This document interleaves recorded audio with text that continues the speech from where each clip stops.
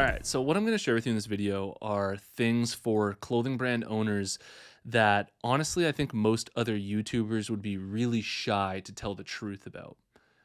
It doesn't serve you well when you're trying to establish yourself as some authority in the clothing brand space. I know everything. I'm Mr. Clothing Brand Guy. Look at me, like I know I've got all the answers. These are things that I've discovered over the past 8 years about how most clothing brands operate that you just need to know. And so I really hope that this just helps you grow your clothing brand a whole lot better. The first thing is that most clothing brand startups need another form of income for at least the first 2 to 3 years while they're growing their brand, and sometimes even longer than that. Like, the reason why there's a lot of YouTubers talking about how to give advice for clothing brands, and we've got these separate businesses where we're also helping clothing brand owners and we're running our own brand, and it may seem like he's got this other business where he's helping clothing brand owners, but he's not actually running his own brand or something like that. And the reason why it's important to have these different forms of income when you're trying to start up a brand is that it costs a lot of money to scale up a brand. It costs a lot of money in advertising. There's a lot of overhead, all of the inventory. And you don't just have to have a separate business here, but a separate form of income. Like, if you're starting up a brand from scratch, it's really important that you stay in your job if you're working a job for a while so that you can pay your bills, so that you're not sucking money out of your brand, which is the lifeblood of your brand. All of the money that you're making from your brand at the beginning, ideally you're flipping right back into your clothing brand and reinvesting, because you're going to need the initial profits that you get off of your first drops and your first sales to reinvest into more inventory and to keep the brand growing. That's how you bootstrap a brand in the right way, is you're patient with it. You're not just pulling money out of it 24/7 and trying frantically to pay all of your bills with it. You're really patient with it. You have another income source, and you're just building the brand in its size to eventually scale it up so that you can pay yourself in the future. I'll give you an example of this. When I first started up my clothing brand 8 years ago, I was working at TSN as a video editor in Sports Center and running this YouTube channel, trying to grow the YouTube channel and running my clothing brand all at the same time.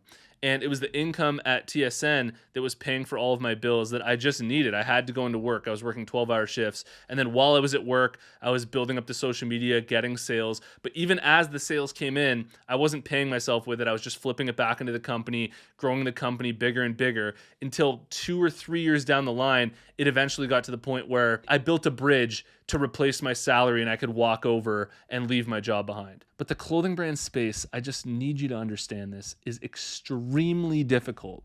That's why there are so many YouTubers talking about how to run a clothing brand, and they're not doing it themselves. Like, if you actually go and look at their brand, they're not making any sales, or they don't have an audience. They don't have anything really other than their YouTube channel teaching people how to make sales. They're not doing it themselves. And so that was always a big thing on this channel. I didn't want to just give clothing brand advice and not have my own brand that I'm actually doing this in a very real way with. It just felt wrong to me. And I'm not trying to talk bad to any other YouTubers that are trying to do this. It's just one of those things that is similar to like a guy who is teaching you how to get ripped six-pack abs, and he's got like a big stomach and a barrel and he's not in shape himself. It's like, why would you listen to somebody who's not getting those results themselves and who's not doing it themselves? Another thing that I wanted to share that I feel a lot of YouTubers just would never really want to talk about is how a huge portion of your success in this space, when it comes to finding the right opportunity for your brand, finding the right market to go after, is actually a lot of luck and talent beyond just skills.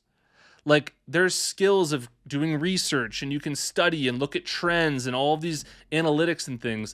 But there is another level to it where there's a certain type of entrepreneur who just has an intuitive sense of these things.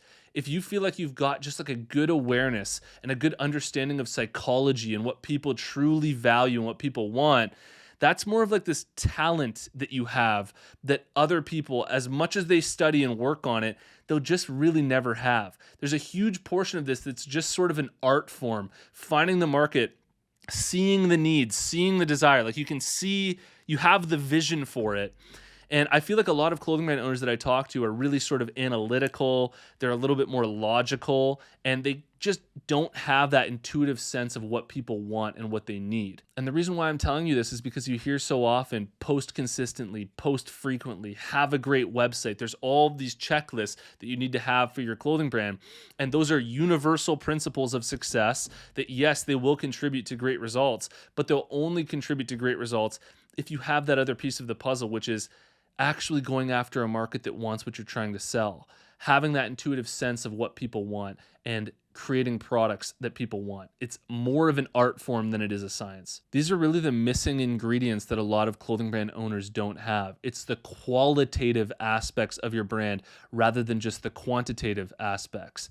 If you're just viewing this as a numbers game, if it's just a pure science, if it's just logical and transactional where you're just trying to make money, you're going to be missing out on those other aspects of connecting with the human on the other side of the camera, connecting with the human that is going to be wearing your clothing brand, feeling it, talking to their friends about it, understanding all the social dynamics and all the social aspects of it as well. Now, real quick, before we go further here, I want to let you know that Apparel Success is sponsored by my buds over at BrandCrowd. BrandCrowd's a logo maker tool. You type in the name of the logo that you want, smack that enter button. Thousands of logos are going to come up. You choose the logo that you like, then you can edit and refine that logo as long as you want for free until it's perfect.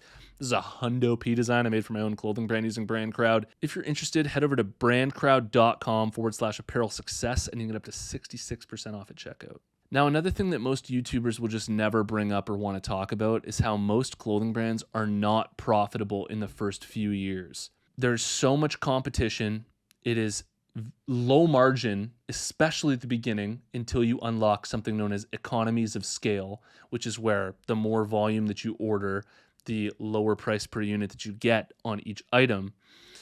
And there's just rapid trends in this space. You may hit fire with something that's crushing for a little while, and then trends shift and everything shifts, and it's a constant battle. So honestly, the reason why I'm telling you this is because I think that most new clothing brand owners set the standard for themselves way too high.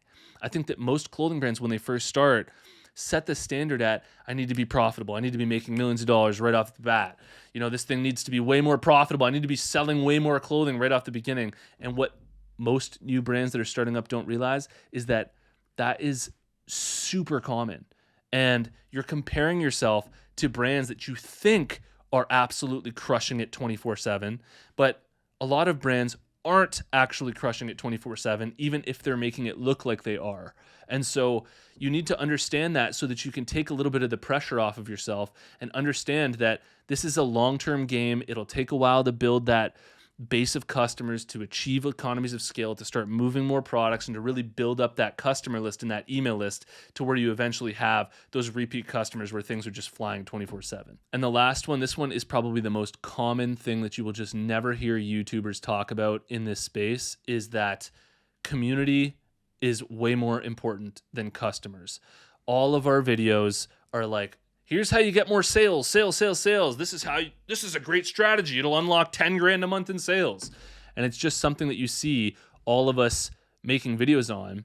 And the reason for that is because most clothing brands won't click on any other type of video because what they're in desperate need of is sales. They want sales. But the truth is that building a community is so much more important than acquiring sales at the beginning.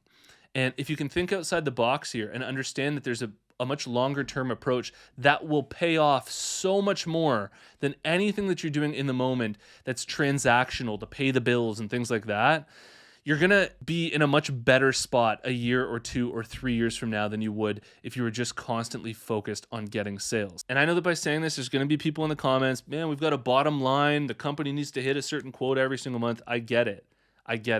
But that's not how these things are built over time in a solid way with a solid foundation. If you look at any of these brands that have killer social media presences that are now crushing it, there was a long period where they were just being consistent, giving value. They weren't really getting any sales. They weren't focused on sales, and they were just focused on building up that audience, and then everything pays off for them. Just because you have a really slow quarter or a really slow half of the year doesn't say anything about your brand in the long term. If you sacrifice a quarter or two for your brand to build community, to build an audience, and then in the third or fourth quarter, you do some things that are a little bit more transactional, you run some sales, you do some more promotions for your actual brand, it'll likely pay off a whole lot better than that whole time in the first 2 quarters there where you were just trying to sell 24/7 and you weren't making any sales anyways. So these are just the nuances that clothing brand owners should know about, and that I feel like so few clothing brand owners know about, and I really hope that that helps. If you're thinking about starting up your own brand, or you're already running one, you've got to check out the Apparel Success Mastermind. It's a monthly subscription where you get direct access to me, you get access to a community of other clothing brand owners, all of my courses, and we do an exclusive live stream in there every single month. You can learn more at apparelsuccessmastermind.com, and I'll see you in the next one. Peace.